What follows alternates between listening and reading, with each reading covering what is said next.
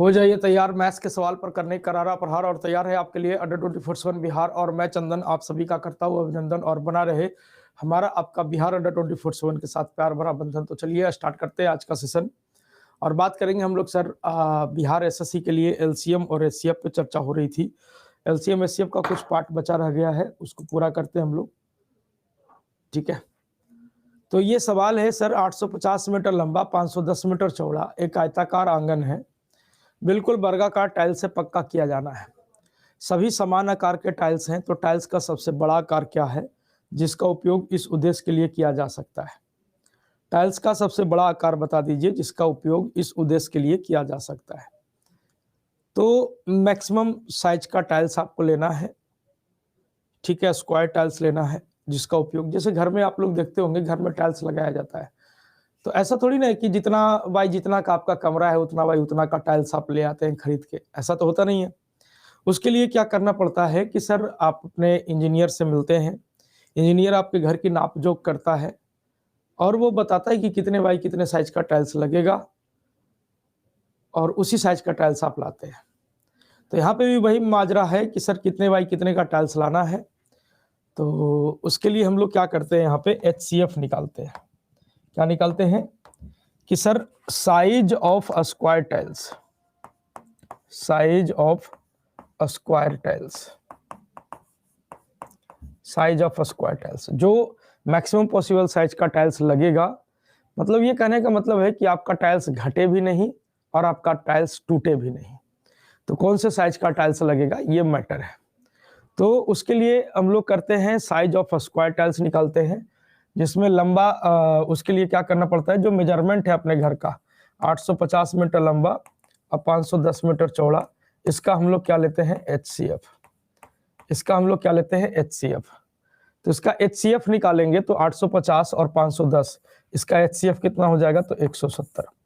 170 by 170 का tiles लगेगा, तो 170 मीटर जो स्क्वायर टाइल्स लगेगा, जो वर्गाकार टाइल्स लगने जा रहा है उसका जो साइड होना चाहिए वो क्या होना चाहिए, 170 मीटर का होना चाहिए, 170 बाई 170 का। तो आपका जो आंसर हो जाएगा वो नन ऑफ दीज हो जाएगा, क्योंकि हमारे पास जितने भी ऑप्शन है सारे सेंटीमीटर में है और हमारा जो आंसर होगा वो किस में होगा सर, मीटर में होगा। ठीक है, तो option number D will be correct answer. Option number D आपका क्या बनेगा, उत्तर बन जाएगा। क्लियर है सबको? किसी को कोई दिक्कत यहां तक में नहीं होना चाहिए।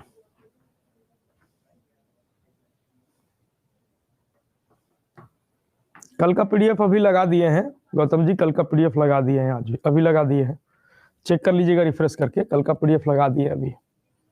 अब यहाँ पे देखिए कर रहा है 850 मीटर लंबा 510 मीटर चौड़ा एक आयताकार आंगन है, बिल्कुल वर्गाकार टाइल्स से पक्का किया जाना है और सभी समान आकार के हैं। तो उस टाइल्स की संख्या ज्ञात कीजिए। संख्या, अब की इस बार संख्या पूछा है कि उस टाइल्स की संख्या कितनी होगी, कितने टाइल्स लगेंगे जिसका उपयोग इस उद्देश्य के लिए किया जा सकता है। तो यहाँ पे अब की में संख्या मांग दिया, तो सबसे पहले तो हम लोग साइज निकालेंगे। हालांकि सेम सवाल है तो साइज हमको पता चल चुका है ना, सेम डेटा है तो हमको साइज पता चल चुका है, लेकिन अगर नहीं है तो आपको साइज पहले निकालना पड़ेगा। Size of a square tiles, size of a square tiles निकालेंगे पहले कि size of a square tiles क्या होगा। तो उसके लिए 850 और 510, 510 इसका एचसीएफ लेंगे, एचसीएफ आ जाएगा 170 मीटर। यानी जो साइज ऑफ स्क्वायर टाइल्स मतलब जो साइज ऑफ स्क्वायर टाइल्स जो वर्गाकार टाइल्स निकालते हैं उसका साइज नहीं बल्कि साइड लिख लीजिए तो अच्छा रहे।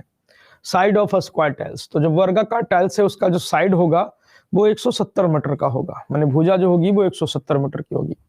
कितने टाइल्स लगेंगे, नंबर ऑफ टाइल्स की बात कर लें कि नंबर ऑफ टाइल्स कितने टाइल्स लगेंगे। तो नंबर ऑफ टाइल्स की बात कर लें तो आपका घर जो लंबा चौड़ा कितना है, तो लंबा 850 मीटर है, चौड़ा 510 मीटर है, तो लंबाई चौड़ाई अलग अलग है, मतलब आयताकार घर है आपका। तो आयत का क्षेत्रफल क्या होता है, लंबाई गुना चौड़ाई, ये तो बेसिक बातें हैं जानते होंगे हम लोग, लंबाई गुना चौड़ाई। अच्छा, एक टाइल्स कितना एरिया घेरेगा, तो साइड जो है वो टाइल्स का वर्ग की जो भुजा है वो 170 है, और वर्ग का क्षेत्रफल क्या होता है, भुजा स्क्वायर 170 इंटू 170।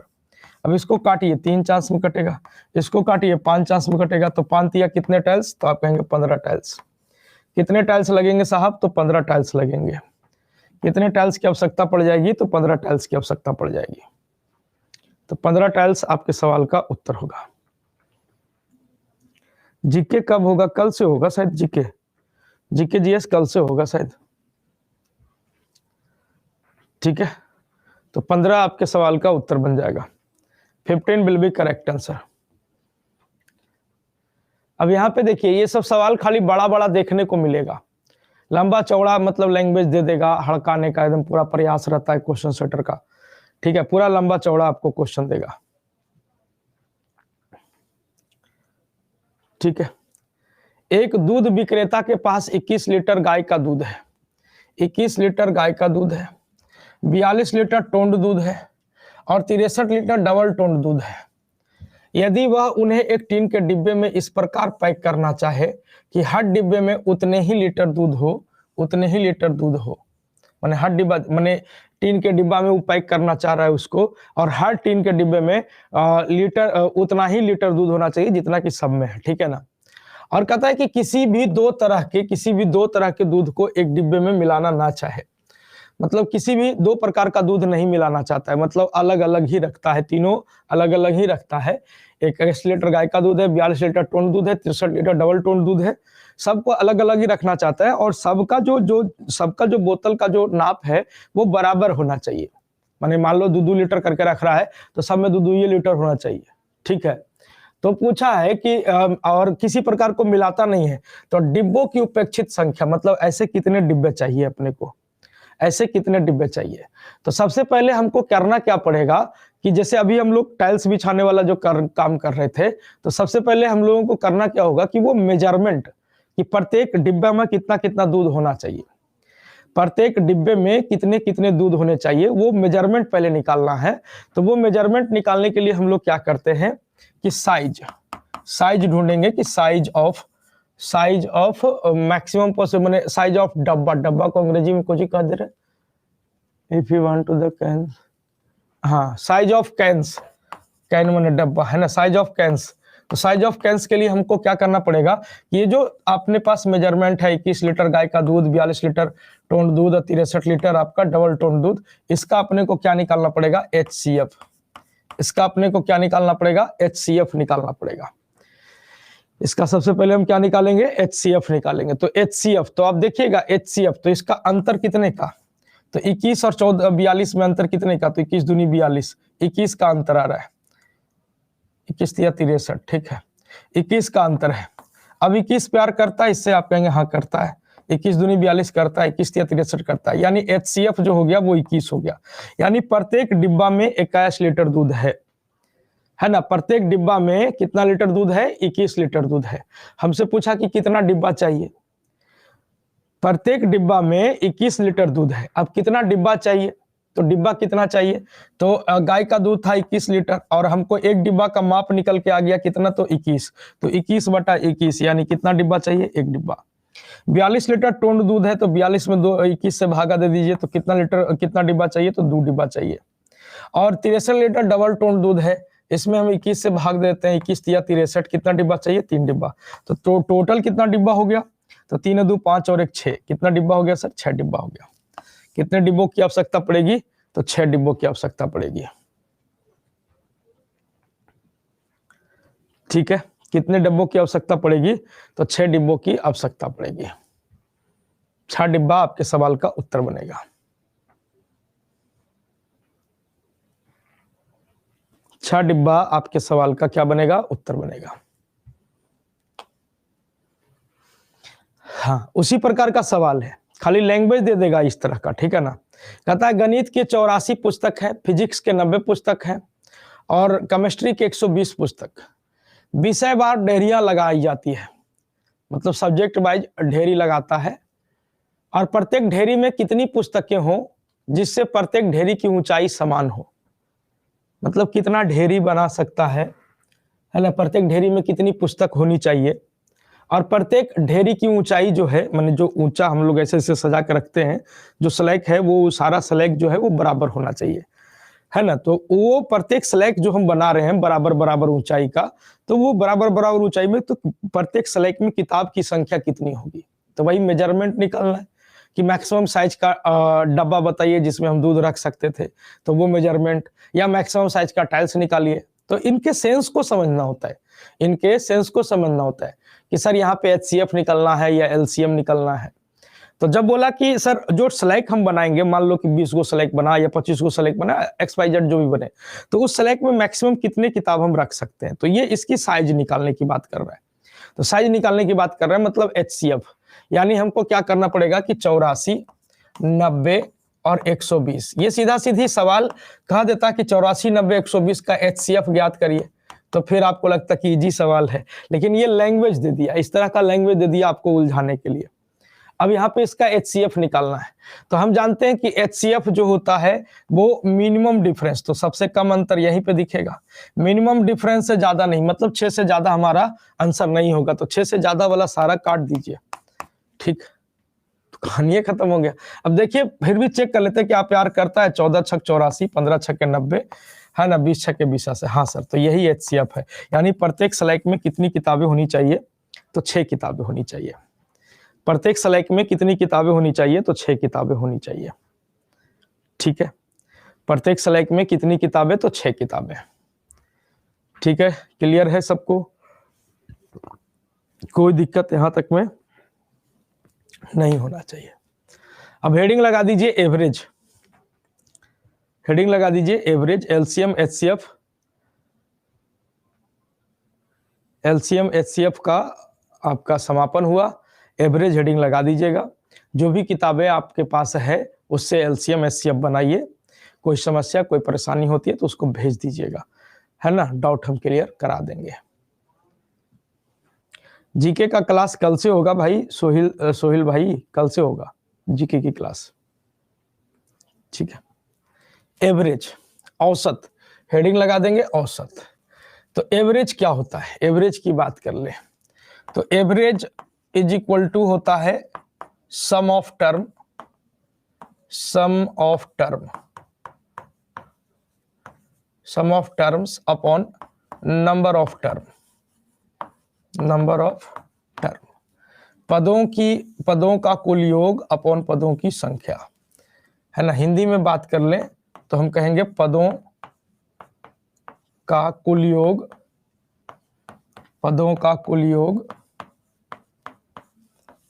अपॉन पदों की संख्या, पदों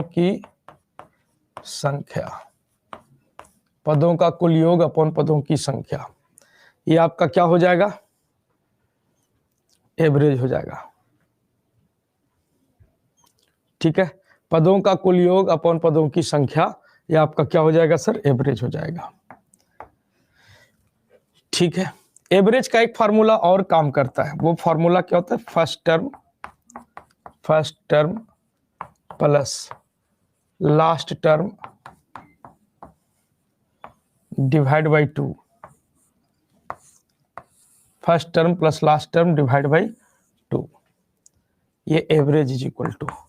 बट ये फार्मूला सब जगह काम नहीं करता है, ये फार्मूला तभी काम करता है जब डिफरेंस क्या होता है, सेम होता है।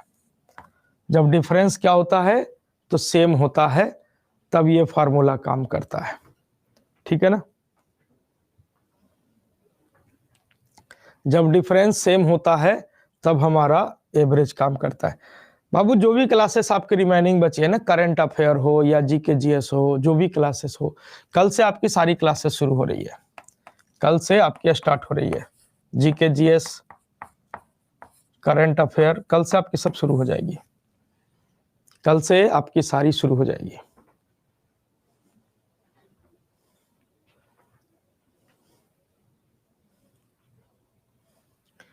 ठीक है।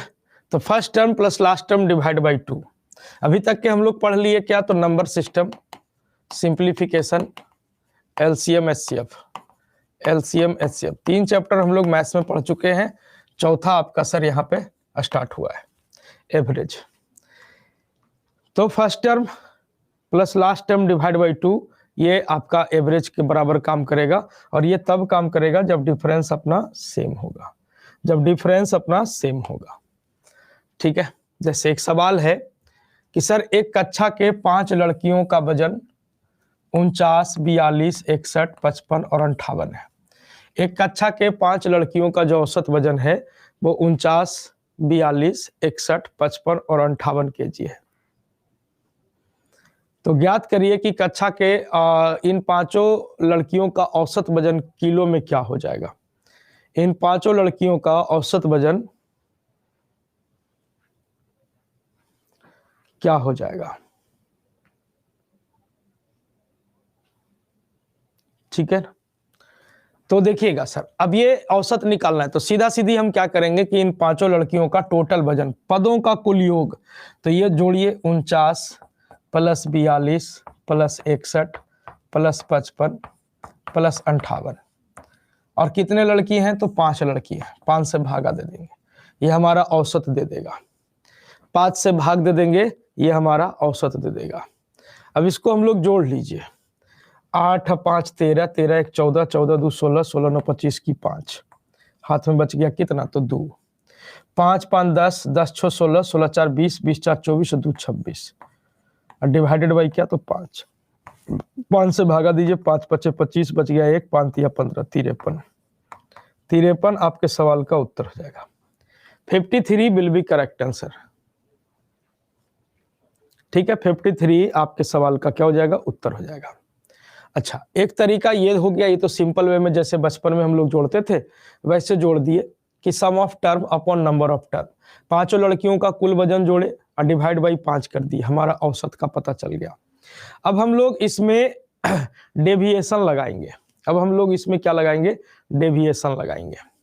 तो डेविएशन में करना क्या होता है कि जैसे देखिए अपने पास जो डेटा है वो 49, 42, 61, 55 और 58, ये अपने पास डेटा है। 5 लड़कियां जिनकी वजन इतनी है। डेविएशन में क्या होता है कि एक अनुमान लगाते हैं हम लोग कि हमारा औसत इतना होगा, अनुमान लगाते हैं। अब वो अनुमान आप कुछ भी लगा सकते हो, आप अपने देख लीजिए कि इतना श्योर है कि 61 से ज्यादा आंसर नहीं होगा, इतना श्योर है कि 42 से कम आंसर नहीं होगा, तो इसी के बीच में हम एक अनुमान लगाएंगे कि 61 से कम, 42 से ज्यादा, इस बीच में हम क्या ले लें, इस बीच में हम क्या ले लें। ठीक है, तो इस बीच में हम क्या ले लें, तो आप कहेंगे कि सर इस बीच में हम मान लेते हैं कि अपना औसत जो होगा वो 50 हो जाएगा। इस बीच में हम मान लेते हैं कि अपना औसत जो होगा वो क्या हो जाएगा, 50 हो जाएगा। ठीक है, औसत जो है वो हम मान लेते हैं कि 50 होगा। तो डेविएशन के केस में स्टैंडर्ड डेविएशन जब हम लोग लेते हैं तो हम 50 मान लिए तो डेविएशन 0 होता है ना, नेट डेविएशन 0 होता है। तो नेट डेविएशन 0, तो अब हम ये 50 से 49 की तरफ देखिए, तब आपको लगेगा ये क्या है तो -1, 1 कम है सर। 50 से 42 को देखिए तो ये कितना है तो सर 8 कम है। 50 से 61 को देखिए तो आप कहेंगे सर 11 ज्यादा है। 50 से 55 को देखिए तो आप कहेंगे 5 ज्यादा है। 50 से 58 को देखिए तो आप कहेंगे सर 8 ज्यादा है। ठीक है, अब उसके बाद देखिए कि आप कहोगे सर ये -8 + 8 तो आपका कैंसिल। ठीक है, तो कैंसिल हो गया। अब ये 11 और 5 कितना हो गया 16, और उसमें से ये -1, तो 16 में से 1 गया तो कितना हो गया 15। अब ये 15 हमारा क्या आ गया, पॉजिटिव में आ गया। 15 क्या है हमारे पास, पॉजिटिव में है, मतलब हमारा एवरेज 50 से ज्यादा होगा। हम जो 50 अनुमान लगाए थे उस 50 से ज्यादा होगा। पॉजिटिव में आ रहा है मतलब ये श्योर हो गया कि 50 से ज्यादा होना है। अभी हमारा 15 आ गया। अब हमारे पास डेटा कितने थे, कितने छात्र थे तो 5 है ना, 5 छात्र थे, तो 5 से हम क्या करेंगे, भाग दे देंगे। तो 15 में 5 से भागा दीजिएगा तो हो जाएगा 3। अब ये 50 में 3 आप क्या कर दीजिए, जोड़ दीजिए, तो हमारा जो सही औसत हो जाएगा वो कितना हो जाएगा 53। ये तो हमारा अनुमान लगाए थे कि हमारा अनुमान है कि हमारा इतना होगा, लेकिन हम जब उसका डेविएशन चेक किए तो पता चला कि नहीं, आपका अनुमान गलत है। अभी 15 और जुड़ेगा, 15 और जुड़ेगा, तो टोटल में 15 जुड़ेगा। एवरेज की बात कर ले तो एवरेज कितने छात्र थे तो 5 छात्र थे, तो 5 से भाग दिए तो एवरेज में कितना जुड़ेगा तो 3। 50 और 3 कितना हो जाएगा तो 53 हो जाएगा। 50 और 3 कितना हो जाएगा तो 53 हो जाएगा। ठीक है, 50 कैसे आए? 50 एक अनुमान लगाए भाई मेरे, अनुमान लगाए कि हमारा औसत इतना होगा, अंदाजे जिसको बोलते हैं ना, अंदाजे टक्कर लगाना, कि अंदाजे कर लिए कि अंदाजे इतना होगा। ठीक है ना, अनुमान 100 कर लीजिए, कोई दिक्कत नहीं है। तो 100 से आप देखो कि आपका कैलकुलेशन, आप कैलकुलेशन ज्यादा करना चाह रहे हो या कम करना चाह रहे हो। 100 करोगे तो 100 से ये इतना तो हम आपको बताए, एकदम बकलोल तो है नहीं कि 61 से आंसर हमारा कमेगा और 42 से हमारा आंसर ज्यादा होगा। तो 61 और 42 के बीच में मानना है। अब तोरा माने के मन ही है कि 100 मानेंगे, हजारे मान ले, ओकरा में दिक्कत कुछ हो। एगो होता है कहावत, गया के रहा कोरमत्थू वाला हाल वाला। अगर आपको सीधा नाक नहीं छूना है, घुमा ही के छूना है तो छूते रहिए, हमें क्या फर्क पड़ता है। हमारा जो काम है वो हम काम करते हैं, हमको जो फर्ज बनता है वो फर्ज करते हैं, बाकी मानना ना मानना एज योर विश। करके दिखाइए, यहाँ मदारी के नाच नहीं है, करके दिखाइए वो वाला हाल नहीं, मदारी का नाच नहीं है, बाकी आप करके देखिए।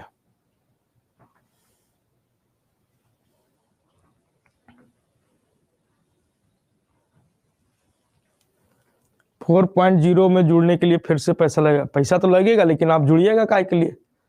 आपको जुड़ने से फायदा क्या होगा? आप तो खुद ही यहाँ पे जुड़े हुए हैं, उसमें थोड़ी ना कुछ अलग चलेगा।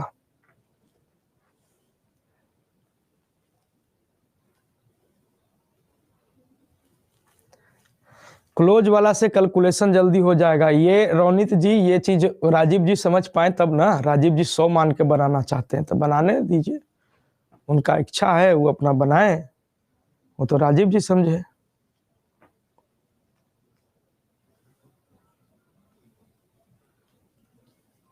हाँ, तो ताम झाम है तो हमारे पास दोनों तरीका था ना।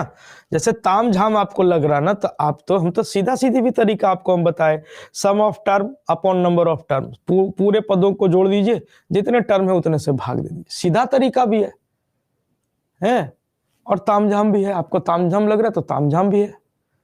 अब आप देखिए कि आप कौन सा फॉलो करना चाहते हैं। हमारा फर्ज था, हम दोनों बता दिए। ठीक है, अब आपका फर्ज बनता है आप किसको फॉलो करना है। ठीक है, अब जैसे ये बोला कि एक सप्ताह के दौरान एक टैक्सी चालक की दैनिक इनकम जो है वो एक दिन 350 कमा रहा, एक दिन 470, एक दिन 510, 550, 560, 580, 620। तो उस सप्ताह में उसकी औसत दैनिक आय क्या होगी? उस सप्ताह में उसकी औसत दैनिक आय क्या होगी? Average income. तो सीधा सीधी है कि आप सीधा सीधी जोड़ दीजिए, और जोड़ के एक सप्ताह में 7 दिन होता है, 7 से भागा दे दीजिए। तो आपका सीधा सीधी खेल है कि 350 प्लस का 470 प्लस का 510 प्लस का 550 प्लस का 560 प्लस का 580 प्लस का 620 और डिवाइडेड बाई क्या? तो 7 दिन है, 3 3 6 1 7 दिन डिवाइडेड बाई 7। कैलकुलेशन फास्ट है, जोड़ के काट दीजिए, आपका उत्तर आ जाएगा। जोड़ के काट दीजिए, आपका उत्तर आ जाएगा। ठीक, हमारा फर्ज बनता है हमको दोनों बताना है, हम बताते हैं। बाकी आपका जो फर्ज बने आप उस पर जाइए। देखिए, डेविएशन लगा के देखते हैं तो 350, फिर क्या है 470, फिर क्या है अपना 510, फिर क्या है अपना 550, फिर क्या है अपना 560, फिर क्या है 580, फिर क्या है तो 620।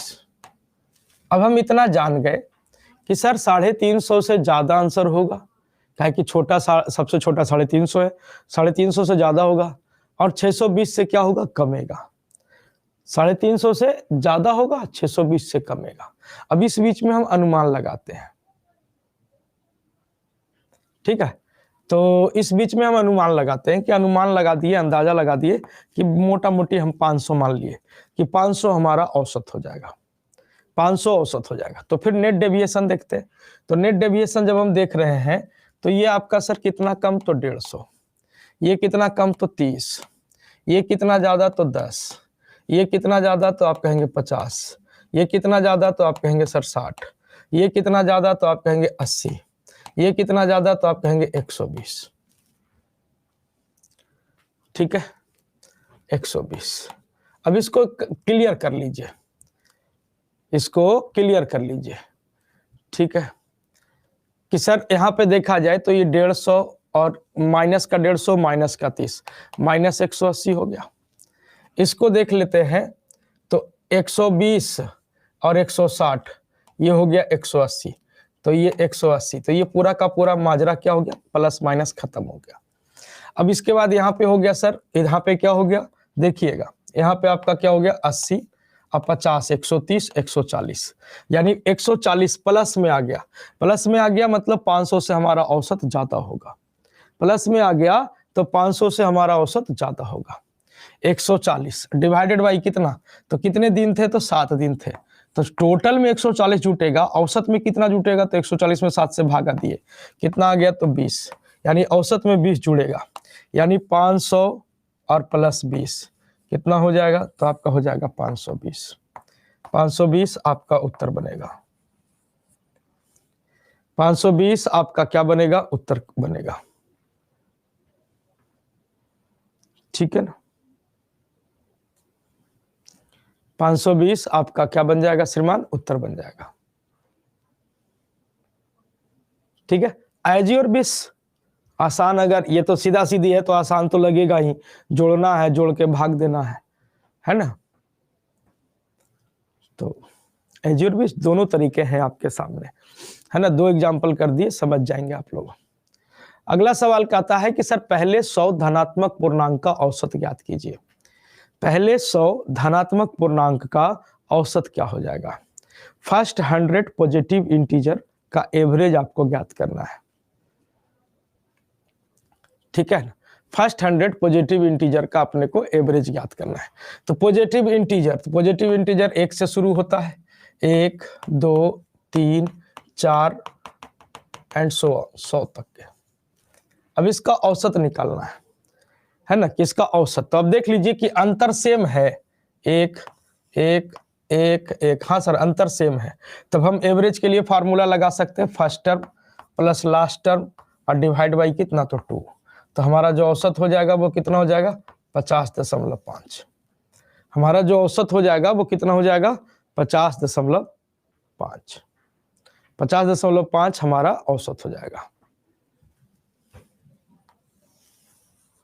ठीक है, औसत कितना हो जाएगा, 50.5 हो जाएगा। ठीक है, अब यहाँ पे बात करें कि सर यहाँ पे बोलेगा बैट्समैन का एवरेज निकालने के लिए। बैट्समैन का एवरेज, बैट्समैन मतलब बल्लेबाज, बैट्समैन का एवरेज। तो बैट्समैन का एवरेज है ना, एवरेज रन रेट कहिए या बैट्समैन का औसत, है ना। बैट्समैन का एवरेज रन रेट लिख लीजिए, पूरे लिख लीजिए। बैट्समैन का एवरेज रन रेट निकालने के लिए क्या होता है, तो वो होता है सर टोटल रन, कितना रन बनाया है अपॉन कितना इनिंग खेला है, कितनी पारी खेला है ना, इनिंग। ये स्टाइल मारे के चक्कर में और गड़बड़ होता है।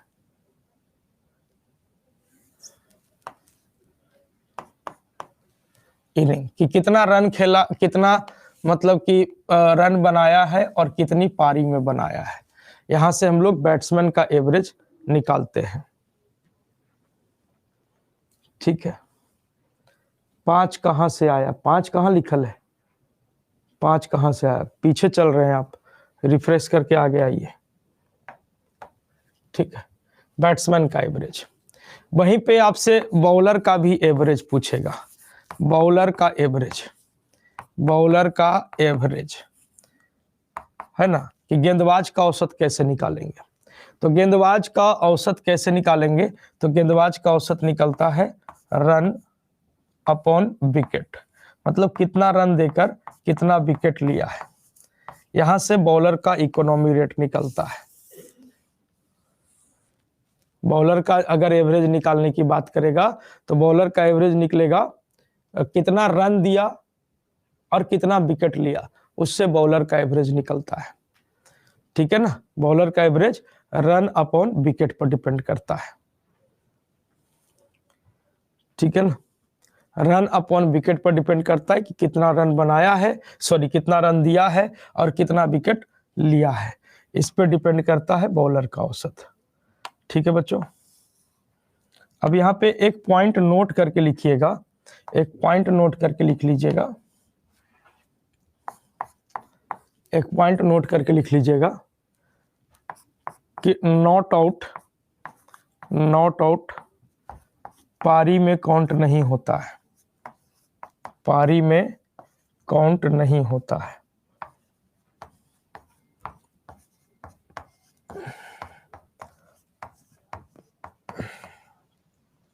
अगर कोई बल्लेबाज उतरा 10, 20, 50 जो रन बनाया, अगर वो बल्लेबाज आउट नहीं होगा, है ना, अगर वो बल्लेबाज आउट नहीं होगा तो वो उसका रन तो काउंट होगा लेकिन पारी काउंट नहीं होगा, मतलब वो मैच काउंट उसके लिए नहीं होगा, इनिंग काउंट नहीं होगा, है ना, इनिंग काउंट नहीं होगा, पारी काउंट नहीं होगा।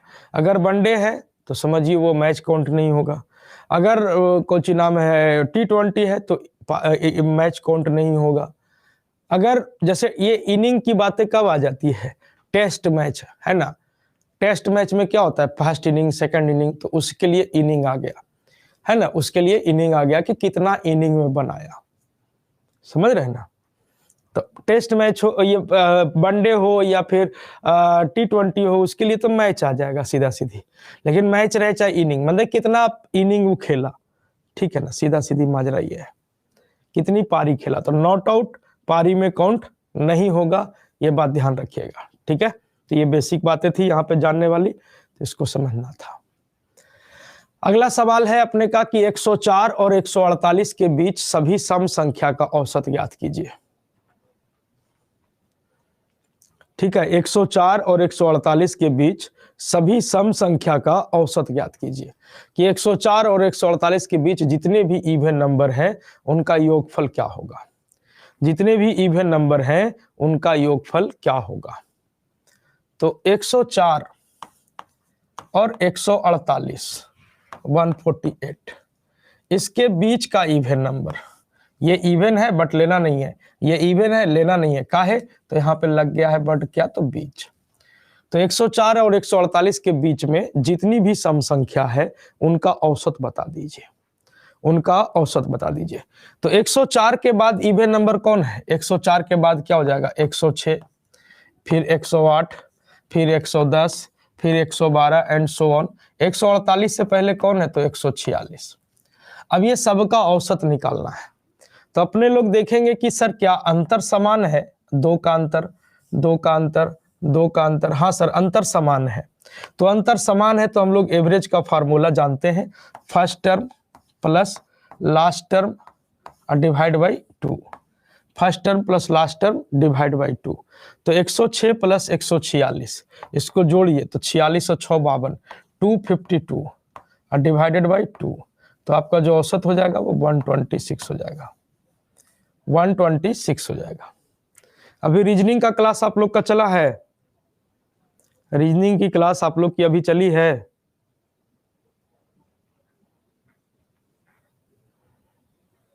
यस ठीक है। चलिए, तो एवरेज बराबर क्या हो जाएगा, 126 हो जाएगा, 126 आपके सवाल का उत्तर बनेगा।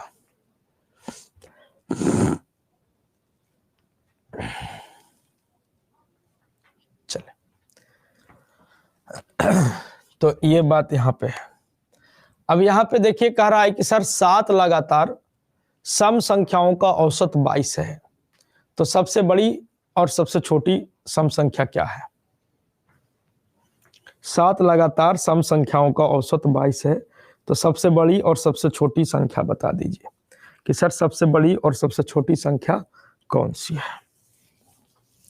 कह रहे 7 लगातार सम संख्याओं का औसत 22 है, तो सबसे बड़ी और सबसे छोटी संख्या कौन सी है, सबसे बड़ी और सबसे छोटी संख्या कौन सी है। तो देखिएगा 7 लगातार बोला है, तो एक बार कॉन्सेप्चुअली हम बनाते हैं, मान लेते हैं कि सर छोटी सम संख्या x है, तो इसके बाद क्या होगा, आप कहेंगे सर x + 2 होगा, क्योंकि 2 लगातार सम संख्या में 2 का अंतर होता है, 2 है, उसके बाद फिर 4, फिर 6, फिर 8, फिर 10, तो 2 का अंतर बनता है। अगर छोटी हमारी x है तो उसके आगे x प्लस 2 होगा, फिर x प्लस 4 होगा, फिर x प्लस 6 होगा, फिर x प्लस 8 होगा, फिर x प्लस 10 होगा, फिर x प्लस 12 होगा, है ना। कितना हो गया? 1 2 3 4 5 6 7, है ना। अब इसका औसत बोला है कि 22 है, तो ये सबको जोड़िए, सबको जोड़िए और डिवाइडेड बाई कितना, तो आप कहेंगे डिवाइडेड बाई 7। इसका जो औसत है वो आपका क्या है? 22 है। इसका जो औसत है वो आपका क्या है सर? तो 22 है। तो आपसे बोला कि सबसे बड़ी और सबसे छोटी बता दीजिए, तो आप इसको सोल्व कर सकते हैं, ये कॉन्सेप्ट है। जोड़िएगा तो ये हो जाएगा सर 7x। अब 12 10 22 22 8 30 6 36 36 4 40 2 42, 7x plus 42 is equal to, इसको लेके जाइए उधर गुना में, 154। तो 7x इज इक्वल टू आपका क्या हो जाएगा? 42 घट जाएगा, तो 4 में से 2 गया तो 2, 5 में से 4 गया तो 1, 112। तो x बराबर कितना हो जाएगा? तो 7 एकम 7, बच गया 4, 42, 7 छक्का 42, 16। तो छोटी आपका 16 हो गया, और बड़ी कौन हो जाएगा? तो आप कहेंगे लास्ट वाला ये बड़ा है, x प्लस 12। तो स्मॉलेस्ट की अगर हम बात कर लें तो स्मॉलेस्ट आपका क्या हो गया? स्मॉलेस्ट आपका 16, और ग्रेटेस्ट की बात कर लें तो ग्रेटेस्ट जो होगा वो आपका कितना हो जाएगा? तो x प्लस 12, ये आपका ग्रेटेस्ट है। तो 16 प्लस 12 कितना हो जाएगा? 28। अब आपसे बोला था कि सबसे बड़ी और सबसे छोटी बताइए, तो बड़की कौन हो गया? 28। बड़की कौन हो गया? 28, और छोटकी कौन हो गया? तो 16। 28 एंड 16 आपके सवाल का उत्तर हो जाएगा। ये हो गया पूरा का पूरा डिटेल अप्रोच।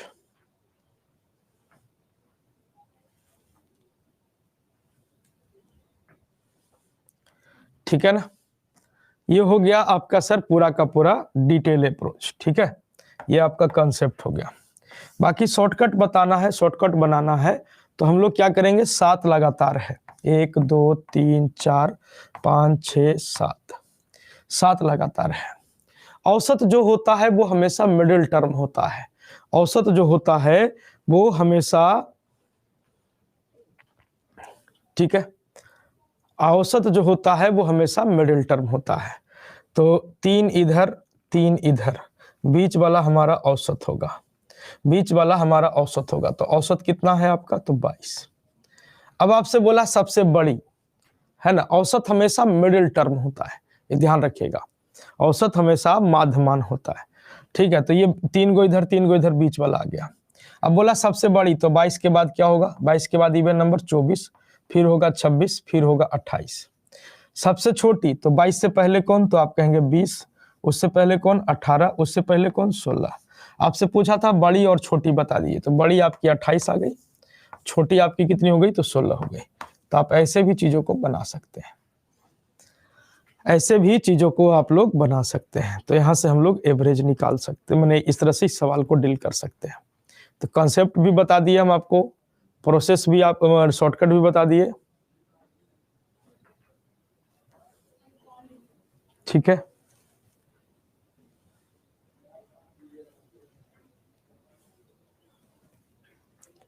लाइव क्लास नहीं देख पाते हैं, कोई बात नहीं, मत देखिए, कोई जरूरी थोड़ी ना है, मैथ पढ़ना कोई जरूरी थोड़ी ना है।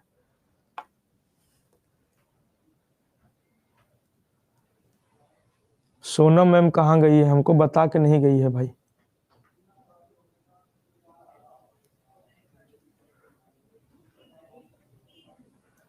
कहता है 50 पर्यवेक्षण का औसत 36 है।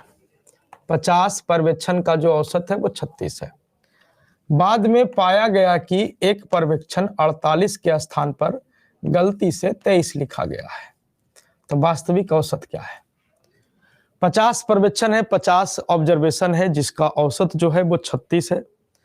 बाद में पता चला कि एक ऑब्जर्वेशन 48 के स्थान पर गलती से 23 लिखा गया है। एक ऑब्जर्वेशन 48 के स्थान पर गलती से 23 लिखा गया है, तो उसका वास्तविक औसत क्या है? एक्चुअल करेक्टेड मीन क्या है? ये आपसे पूछा है। तो एक बार हम डिटेल बनाते हैं कि सर 50 पर्यवेक्षण का जो औसत है, वो आपका इसका जो एवरेज है वो 36 है। ये आपका क्या है, ये आपका डेटा है, ठीक है, ये आपका एवरेज है। तो जो टोटल सम आ जाएगा वो कितना आ जाएगा, 50 पर्यवेक्षण का औसत 36 है, तो सम कितना हो जाएगा 50 गुना 36, ये हो जाएगा 36 पचे 80 मतलब 1800। टोटल योगफल हो गया 1800। 1800 टोटल योगफल हम लोग निकाले। इतने में एक लड़का दौड़ते दौड़ते आया, कहा गुरुजी गलती हो गया आपसे। क्या गलती हो गया, तो एक नंबर आया था 48, जिसको बाय मिस्टेक हमने 23 आपने 23 लिख दिया है। मतलब एक लड़का आया, उसका रिजल्ट था, कहा गुरुजी हमके का भइल, तो हमार नंबर आयल रहे 48, रउआ लिख दिले हैं 23, कोनो दुश्मनी बा का हमरा से, कि नहीं तो मिस्टेक हो गया है, सही कर दीजिए। नंबर आया था 48 उस लड़के का, अब बाय मिस्टेक लिखा गया है कितना 23। नंबर आया था 48 लेकिन बाय मिस्टेक लिखा गया है क्या 23। तो नंबर आया था बच्चों 48 लेकिन गलती से लिख दिए 23, कितना का मिस्टेक कर दिए, तो 25 का। आप खुद सोचो, आप खुद अपने आप में एनालाइज कर सकते हो कि 48 नंबर था और गलती से लिख दिए 23, 48 था और गलती से लिख दिए 23, 48 था अब बाय मिस्टेक हमने क्या लिख दिया 23 लिख दिया। और जब सही 48 लिखेंगे तो हमारा नंबर 25 क्या हो जाएगा, बढ़ेगा। हमारा नंबर जो है वो 25 क्या हो जाएगा सर, बढ़ जाएगा। ये बात समझ गए, 25 बढ़ जाएगा। 48 था और गलती से हम क्या लिख दिए 23 लिख दिए। तो जब सही हम पढ़ेंगे तो कितने नंबर जुड़ जाएगा इसका सर, तो 25 नंबर इसका क्या हो जाएगा, जुड़ जाएगा। 25 नंबर इसका क्या हो जाएगा, जुड़ जाएगा। अतः नया जो सम हो जाएगा वो 1800 प्लस 25, यानी जो टोटल नंबर हो जाएगा वो कितना हो जाएगा 1825। बोला ये बताइए इस प्रकार सही औसत क्या होगा, तो इस प्रकार सही औसत क्या होगा, तो टोटल ऑब्जर्वेशन कितना था तो 50। अब 50 से हम इसमें भाग देते हैं तो हमको सही औसत का पता चल जाएगा। तो 50 से भाग दे दीजिएगा तो औसत कितना हो जाएगा, तो 36.5, यानी जो करेक्टेड मीन हो जाएगा, सही औसत जो हो जाएगा वो 36.5 हो जाएगा। ठीक है ना, 36.5 हो जाएगा।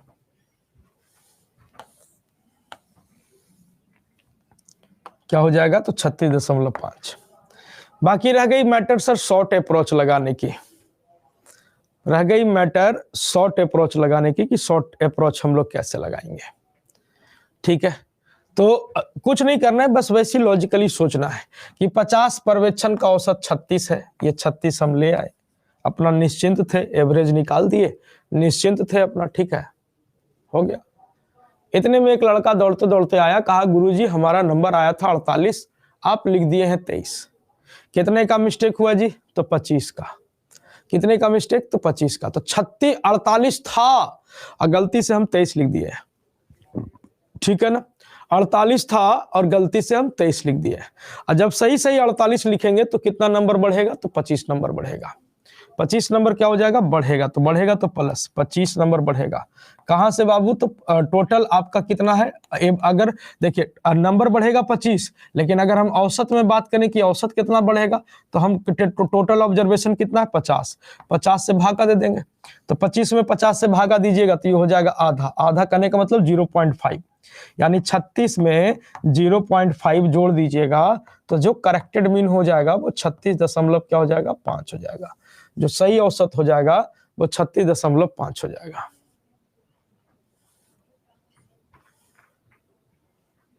ठीक है ना, 36.5 हो जाएगा। क्लियर है, किसी को कोई दिक्कत यहां तक में नहीं होना चाहिए, किसी को कोई दिक्कत यहां तक में नहीं होना चाहिए। सेम उसी प्रकार का है सवाल, और अब की 2 स्टूडेंट का गलती हुआ है। ठीक है ना, इस बार 2 स्टूडेंट का गलत हुआ है। कह रहे 10 विद्यार्थियों के अंक का औसत 63 है।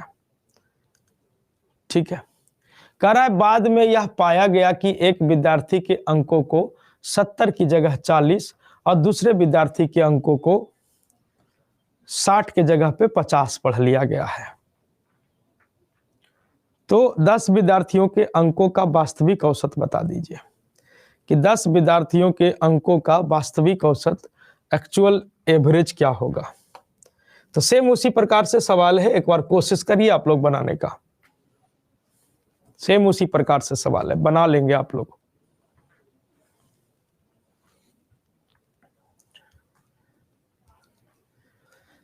तो देखिए 10 विद्यार्थियों का औसत अंक 63 है। 63 ला के हम चुपचाप निश्चिंत होकर बैठे हुए थे, भाई अपना काम कर दिए। इतने में एक लड़का दौड़ते दौड़ते आया, बस इसको चाप के पढ़िएगा।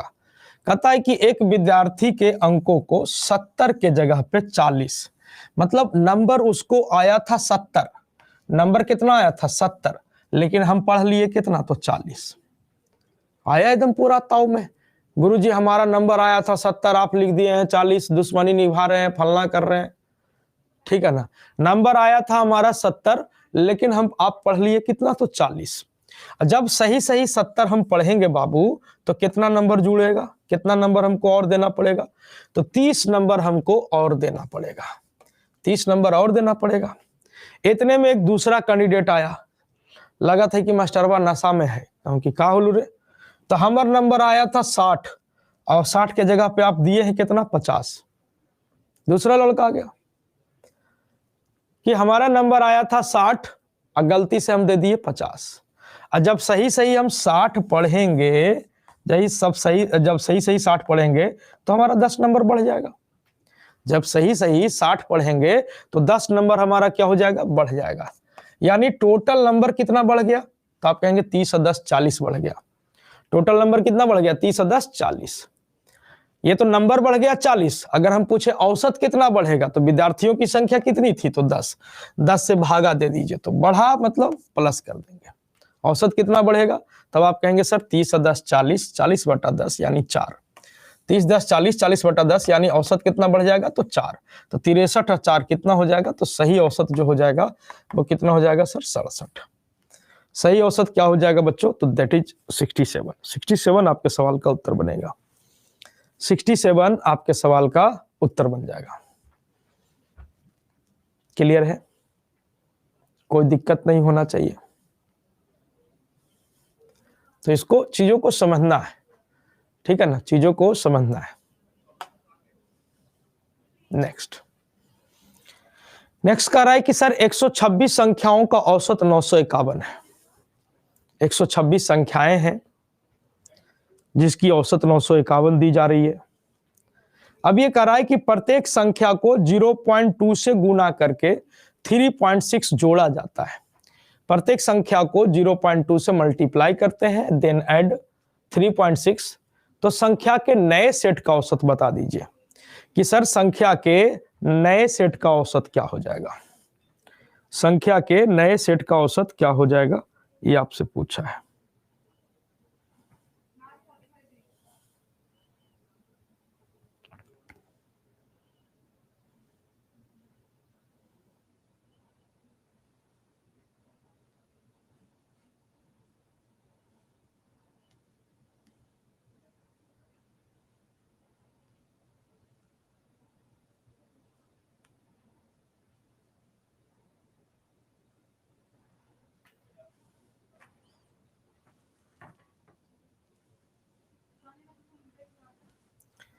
तो देखिए सिंपल सा है कि सर 126 संख्याओं का औसत 951 है।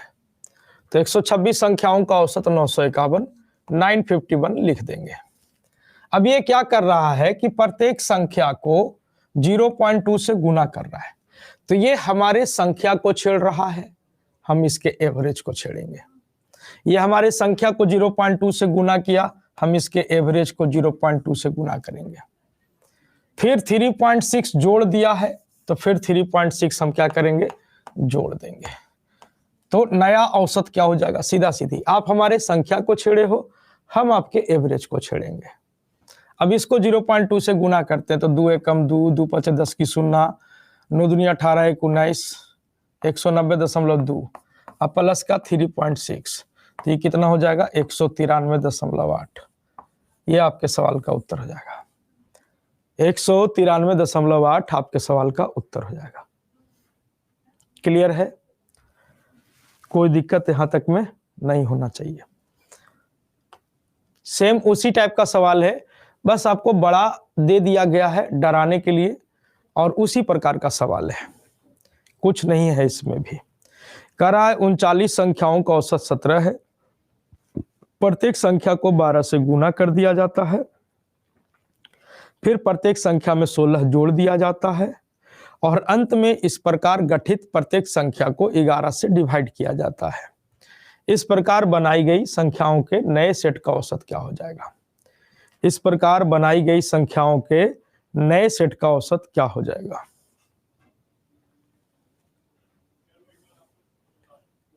ठीक है, तो देखिए 39 संख्याओं का औसत 17 है, इस 17 को लिख दिए। अब ये कह रहा है कि प्रत्येक संख्या को 12 से मल्टीप्लाई करते हैं, तो हम भी कर दिए। आप हमारे संख्या को छेड़िए, हम आपके एवरेज को छेड़ेंगे। आप हमारे संख्या को 12 से मल्टीप्लाई किए, हम आपके एवरेज को 12 से मल्टीप्लाई कर दिए। फिर प्रत्येक संख्या में 16 जोड़ दिया जाता है, फिर इसमें हम क्या कर दिए सर? 16 जोड़ दिए। फिर इसमें क्या कर दिए? 16 जोड़ दिए। और अंत में इस प्रकार गठित प्रत्येक संख्या को 11 से भाग देते, माने हमारे संख्या को जैसे जैसे छेड़ा है, हम इसके एवरेज को वैसे वैसे छेड़ेंगे। मतलब इस प्रकार जो संख्या गठित हुई, इसमें वो कर क्या रहा है? 11 से भाग दे रहा है, हम भी भाग दे दिए। सीधा सीधी खेल है। अब 17 गुना 12, 17 दाएं 170, 17 दूनी 34, 204, 204 और 16 दैट इज 220। 220 बटा 11, तो आपका नया औसत क्या हो जाएगा? तो 20 हो जाएगा। नया औसत क्या हो जाएगा बच्चों? तो 20 हो जाएगा। इस प्रकार संख्याओं का सेट का नया औसत क्या हो जाएगा? आप कहेंगे सर 20 हो जाएगा। संख्याओं के सेट का नया औसत क्या बनेगा? तो 20 बनेगा। क्लियर है? नेक्स्ट कह रहे सर 10 व्यक्तियों की औसत आयु 21 बरस है। टाइप चेंज हो गया है, ध्यान दीजिएगा। 10 व्यक्तियों की औसत आयु 21 बरस है। एक और व्यक्ति के आ जाने से औसत आयु में 2 वर्ष की वृद्धि हो जाती है। एक और व्यक्ति का एंट्री होता है जिससे एवरेज एज में 2 साल की वृद्धि हो जाती है। तो नए व्यक्ति की आयु क्या होगी, ये आपसे पूछा है कि सर नए व्यक्ति की आयु क्या होगी। तो एक तो सिंपल है कि आप लोग इसको मल्टीप्लाई करके बना सकते हो कि सर 10 व्यक्तियों की 10 व्यक्ति हैं जिनका औसत दिया हुआ है। 10 व्यक्तियों की औसत दी गई है कितनी? तो 21। तो ये डेटा है, ये एवरेज है। टोटल अगर हम लोग निकालेंगे तो टोटल हो जाएगा 21 गुना 10, 210 है ना। 10 व्यक्तियों की ऑन एन एवरेज एज जो है वो 21 साल है, तो टोटल एज क्या हो जाएगा? 21 गुना 10, 210 हो जाएगा। आप कहेंगे हाँ। एक व्यक्ति और शामिल हो जाता है, तो पहले से 10 व्यक्ति है, एक व्यक्ति और आ गया, तो अपने पास पर्सन कितने हो गए? 11। पर्सन कितने हो गए सर? 11। और इस प्रकार होता क्या है कि एक व्यक्ति के आने से औसत आयु में 2 साल की वृद्धि हो जाती है। 2 साल की क्या हो जाती है? वृद्धि हो जाती है।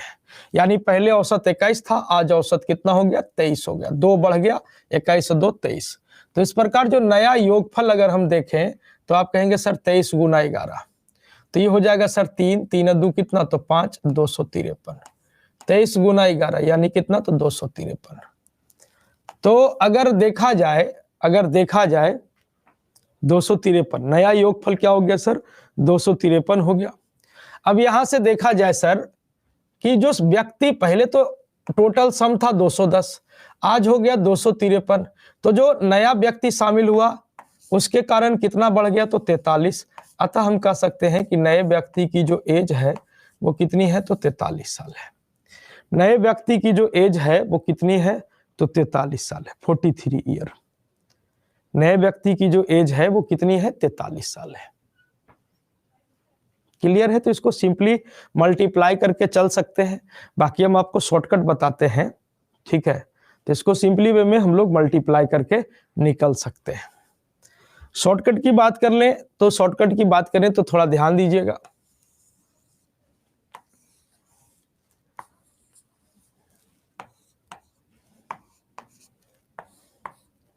तीन केस बनता है।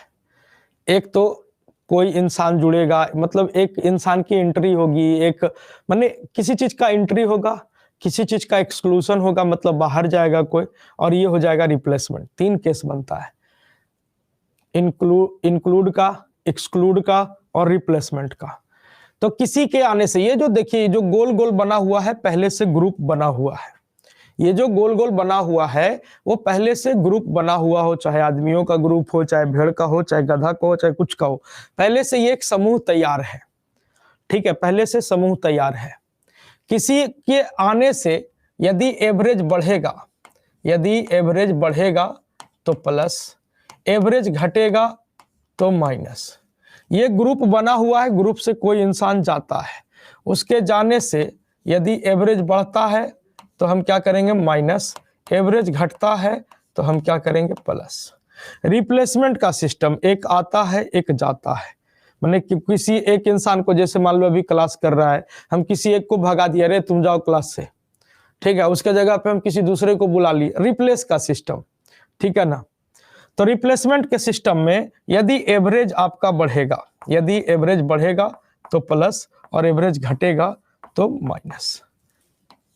ठीक है, एवरेज घटेगा तो माइनस। अब ये प्लस माइनस कहां पे होगा, तो देखिए ये प्लस माइनस होगा, एक फार्मूला है new person, new person is equal to old average, old average plus minus total person, total person into average वृद्धि या कमी।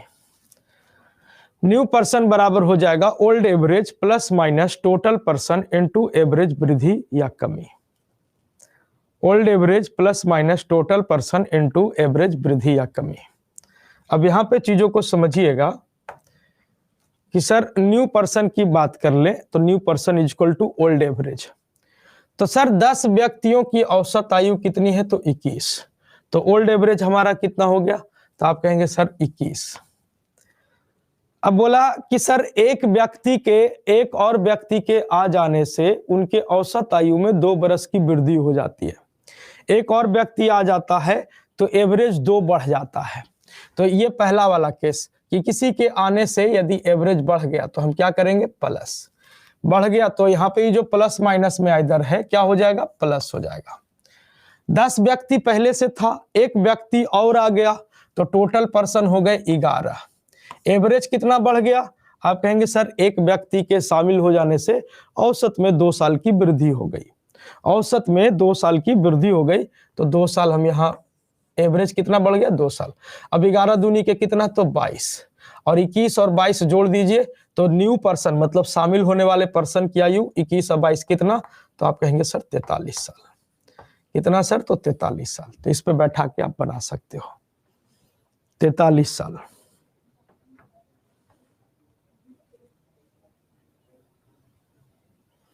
ठीक है ना।